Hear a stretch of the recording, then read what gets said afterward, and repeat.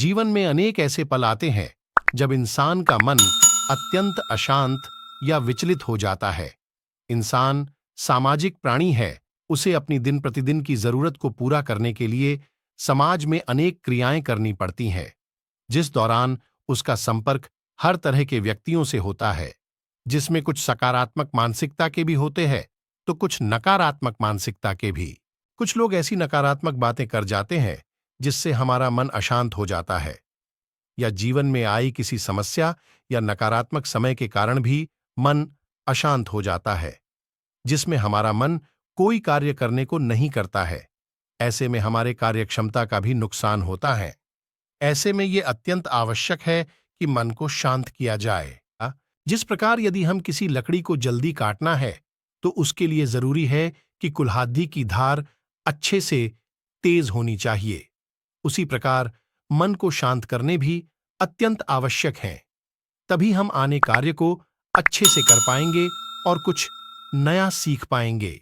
जिस प्रकार यदि हम किसी लकड़ी को जल्दी काटना है तो उसके लिए जरूरी है कि कुल्हाड़ी की धार अच्छे से तेज होनी चाहिए, उसी प्रकार मन को शांत करने भी अत्यंत आवश्यक है।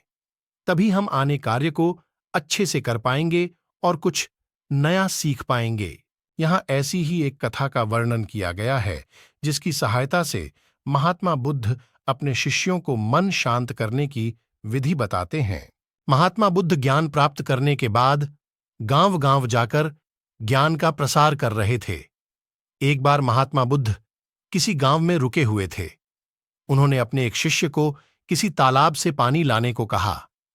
जब शिष्य पानी लेने के लिए तालाब पर गया तो उसने देखा कि पानी मिट्टी से गंदा हो रखा था। पूरे तालाब के पानी में मिट्टी मिल रखी थी। तो शिष्य बिना पानी लिए महात्मा बुद्ध के पास जाता है और उन्हें पूर्ण वृतांत के विषय में बताता है।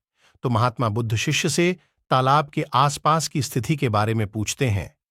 शिष्य बताता है कि तालाब के पास बैलगाड़ी जा रही थी और लोगों का आवागमन भी हो रहा था, जिससे मिट्टी उड़कर पास के तालाब में जा रही थी। तब महात्मा बुद्ध शिष्य से कहते हैं कि थोड़ी देर बाद पानी ले आना। कुछ समय बाद जब शिष्य तालाब पर पानी लेने जाता है तो वो स्वच्छ पानी लेकर आता है।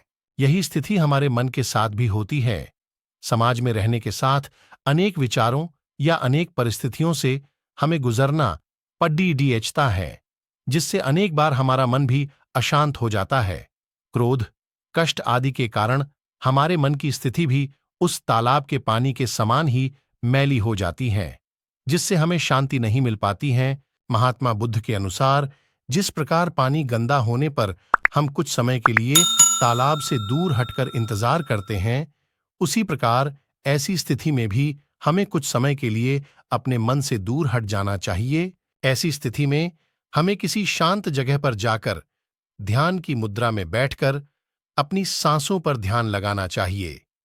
हमारी सांसें हमारी मानसिक स्थिति के अनुसार परिवर्तित होती रहती हैं।